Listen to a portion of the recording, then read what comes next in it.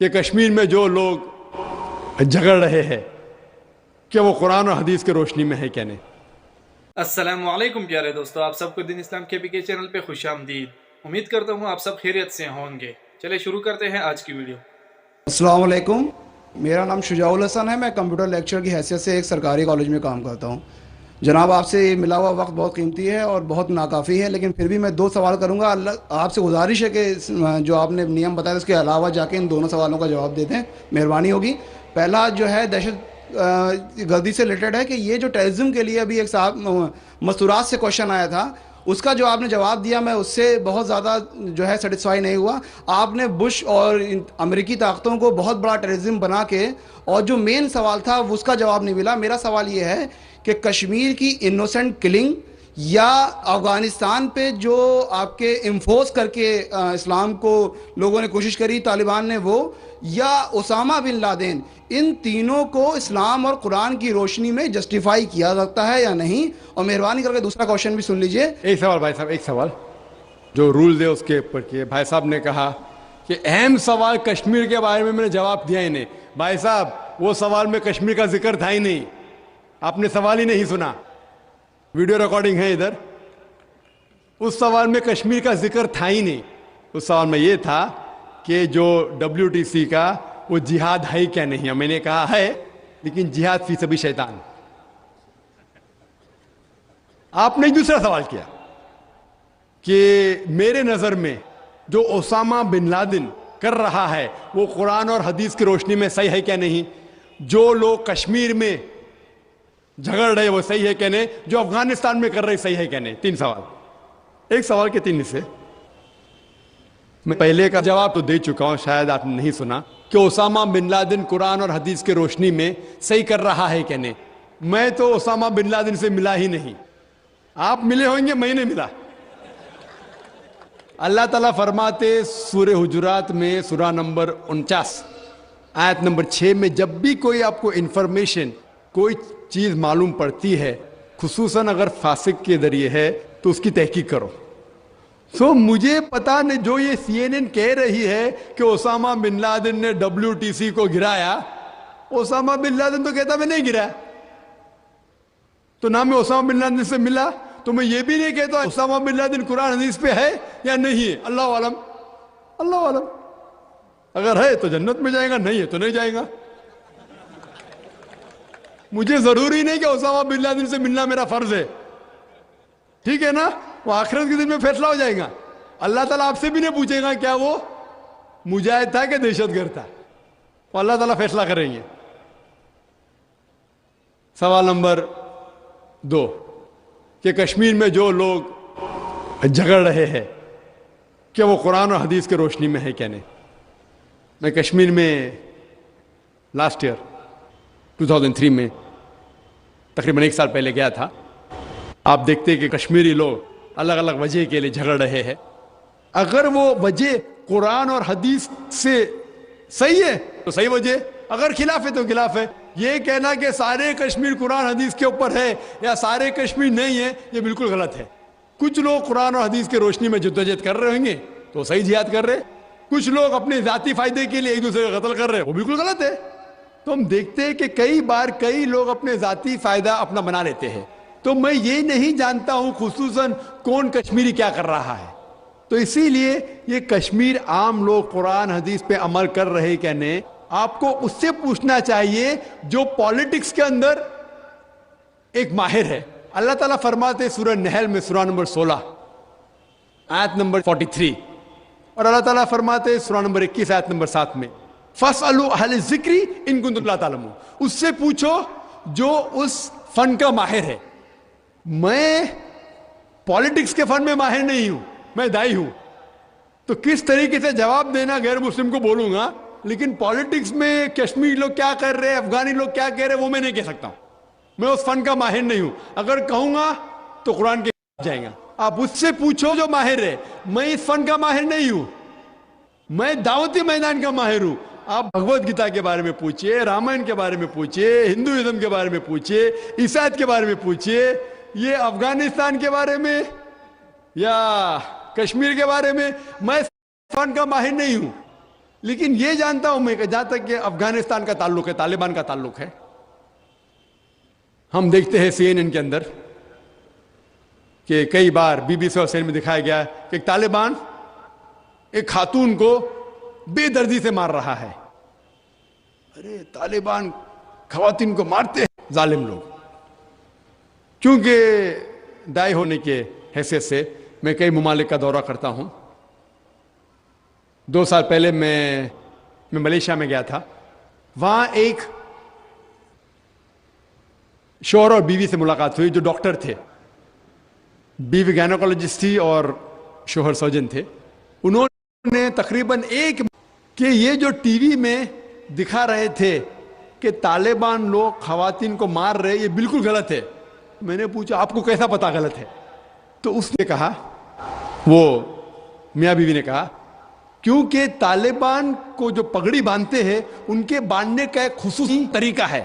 مثال کے طور پہ جب ہم عربوں کو دیکھتے، ہمارے لیے جو عجم ہے، ہمارے لیے سب عرب ایک جیسے پگڑی باندھتے، پھیٹا باندھتے، اپنا غترہ باندھتے. لیکن وہ عرب ہی جانتا ہے کہ سعودی غترہ باندھنے کا طریقہ الگ ہے، وہ اماراتی UAE کا غترہ باندھنے کا طریقہ الگ ہے، وہ کویٹی کا غترہ باندھنے کا طریقہ الگ ہے. وہ پہچان سکتے. ہم نے اسی طریقے سے وہ طالبان کی پگڑی باندھنے کا طریقہ الگ ہے. وہ ڈاکٹر کہنے لگے مجھ سے کہ جس طریقے سے وہ BBC اور CNN میں دکھا رہے تھے طالبان خواتین کو مار رہے، وہ طالبان ہے ہی نہیں، وہ ایکٹر لوگ کو لے کے آئے تھے. لیکن بیوقوف تھے کہ ایکٹنگ میں برابر سے نہیں کیے، وہ کپڑے برابر نہیں تھے. میں نے تقریر سنی ایک رپورٹر جس کا نام ہے یوان ریڈلی. یوان ریڈلی ایک برٹش رپورٹر ہے. جب اٹیک ہوتا ہے امریکہ کا افغانستان پہ، بھائی صاحب کو دکھ ہو رہا تھا جب میں نے کہا کہ امریکہ ٹیررسٹ ہے. دکھ ہو رہا تھا ان کو. جارج بش اگر آپ کے رشتہ دار تو معافی چاہتا ہوں میں. تو یوان ریڈلی جو تھی، یوان ریڈلی ایک رپورٹر ہے، برٹش رپورٹر، سفید ہے، وائٹ یورپین. اس کو بھیجتے ہیں افغانستان میں تحقیق کرنے کے لیے طالبان کے بارے میں. وہ سارے تحقیق کرتے ہیں اور پورے ٹائم وہ نقاب میں رہتی ہے، حجاب میں رہتی ہے. ایک بار کیمرہ گر جاتا ہے اور اس کا راز فاش ہو جاتا ہے تو طالبان اسے پکڑتے ہیں، 6 دن تک اسے قید کرتے ہیں. اور جس طریقے سے طالبان نے اس کے ساتھ برتاؤ کیا وہ اس لیکچر میں کہتی ہے کہ لوگ جب انہیں پکڑتے ہیں تو بولتے کون اس کے ساتھ ہے، تو آدمی کو لے کے آتے ہیں، پھر اس کو لے کے جاتے ہیں اور سب لوگ گھیر لیتے. تو وہ سوچتی ہے ابھی چند منٹوں میں یہ جاہل لوگ میرا قتل کر لیں گے. شاید ہو سکتا ہے کہ 10-15 طالبان میرا بلاತ್ಕಾರ کریں گے. اس کے ذہن میں یہ سب جا رہا ہے. سوچ رہی ہو سکتا ہے کہ مجھے جھاڑ پہ سے لٹکا دیں گے. وہ ایک دم ڈری ہوئی ہوتی. 1 گھنٹے تک لوگ اسے گھیرتے لیکن کوئی بھی سامنے نہیں آتا. وہ سوچتے ابھی میری موت، ابھی میری موت. 1 گھنٹے بعد ایک افغان عورت آتی ہے اور اس کے جسم کی جانچ پڑتال کرتی ہے. پھر اسے پتا لگتا ہے ہاں یہ لوگ سمجھتے ہیں کہ میرے پاس ہتھیار ہے. وہ اتنا تیش میں آتی ہے، اگر لوگ میرے سے پوچھنا چاہیے ہتھیار میں، بولتی نہیں ہے. 1 گھنٹہ تک کہ میں تڑپ کے مر رہی ہوں کہ یہ آج مجھے ماریں گے.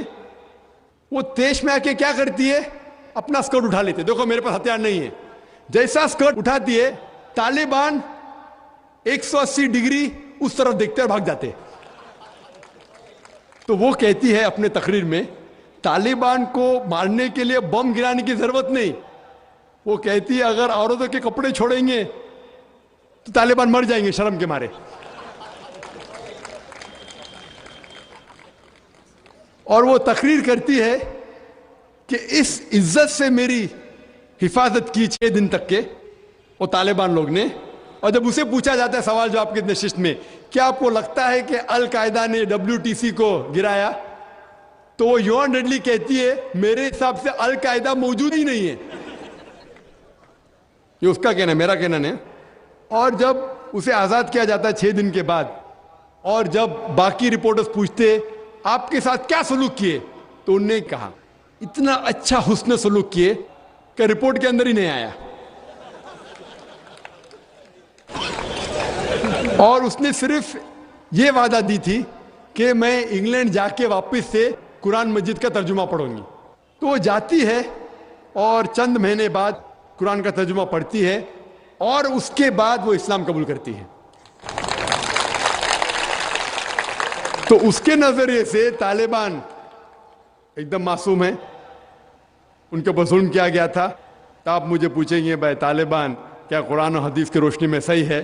تو اس کا نظریہ اگر لیں گے, جو غیر مسلم تھی یوان ڈیڈلی, ابھی ماشاءاللہ حجاب بھی کر رہی ہے, وہ یورپین حجاب کر رہی ہے ماشاءاللہ, تو اس کے نظریے سے بھائی طالبان اچھے لوگ ہیں. تو اسی لیے نظریہ بدلتے جاتا ہے. امریکہ کے حساب سے طالبان ظالم لوگ ہیں. تو میڈیا ایسی چیز ہے کہ کوئی بھی ہیرو کو زیرو بنا سکتی ہے. They can make day into night black into white, day into night black into white. Hero کو زیرو بنا سکتی ہے, کوئی ولن کو بھی ہیرو بنا سکتی ہے.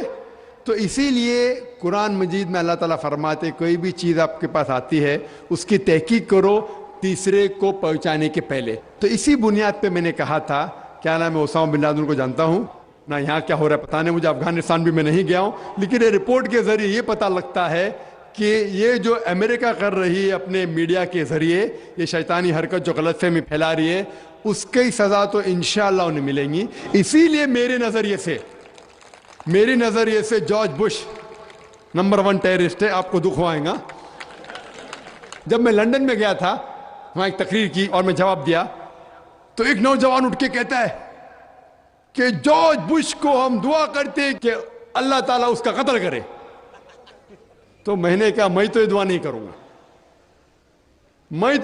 کروں گا, کیونکہ اللہ کے رسول نے جو دعا کی, جو سب سے زیادہ دشمن اس خلاف جو تھے محمد صلی اللہ علیہ وسلم کے دور میں, دونوں کا نام تھا عمر.